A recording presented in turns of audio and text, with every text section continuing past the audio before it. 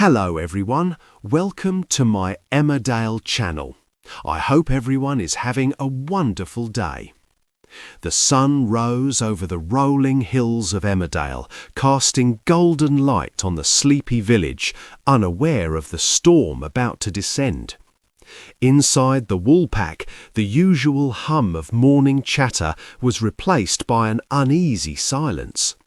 Villagers whispered in corners, sensing that today was different. Celia, always the composed voice of reason, walked in, her face pale and drawn.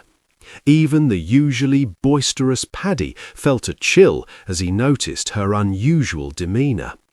She had called the village together for an announcement, her hands trembling slightly as she clutched the papers in front of her. "Everyone, I need you to listen," Celia began, her voice quivering but steady enough to command attention. The pub went silent. It's about someone very close to all of us, someone who has shaped this village in ways we'll never forget. A collective breath was held. Villagers exchanged nervous glances.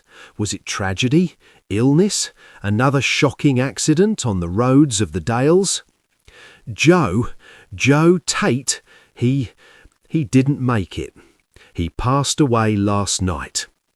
Gasps erupted and a stunned silence followed.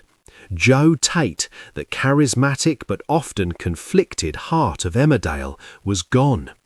The news hit like a thunderbolt. People expected drama, tension, schemes, but death? This was unthinkable. Chaz's hand flew to her mouth, tears brimming in her eyes. Paddy felt his chest tighten. Even he, usually so unshakable, couldn't hide his grief. This was more than a death, it was the unravelling of the village's very heart. Yet as the villagers struggled with their emotions, Celia's next words sent shivers down their spines. "But," she paused, her eyes darting around the room, "but there's more you need to know. It wasn't an accident, and it wasn't natural." Whispers erupted like wildfire. Suspicion, fear and anger blended into a cocktail of panic. Celia took a deep breath. Joe was murdered. The room froze. Even the clinking of glasses seemed to halt. Murder in Emmerdale? The village had seen its share of scandals, betrayals and revenge plots, but murder? And Joe Tate, the man whose life had been a tempest of ambition and secrets, was the victim?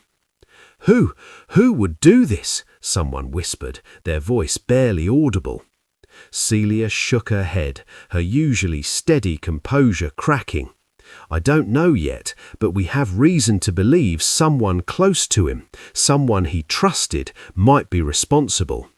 The implication hit everyone hard. Friends glanced suspiciously at each other.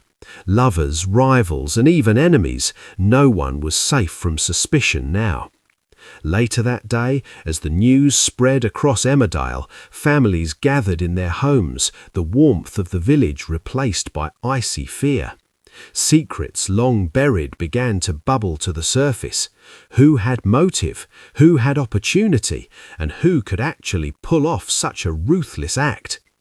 Meanwhile, Liv flung open the door of her home, her mind racing. She couldn't believe it. Joe was gone. And if Celia's hints were true, one of them had played a part. Her mind flickered over every conversation, every glance, every past betrayal. The peaceful facade of Emmerdale had shattered, and no one knew who to trust. By evening, a crowd formed outside the village hall. Celia stood before them again, this time stronger, more resolute. "We owe Joe the truth," she said, "and we will find it. Whoever did this, they cannot hide. Emmerdale will see justice." But as the villagers dispersed, whispers followed them like shadows. Who could it be? Was it someone seeking revenge, or someone who wanted Joe out of the way for good? And just as the sun dipped below the horizon, casting the village in a dramatic twilight, a chilling thought struck. The killer might be standing among them, smiling, pretending to mourn, while planning their next move. The heart of Emmerdale had been struck, and nothing would ever be the same again.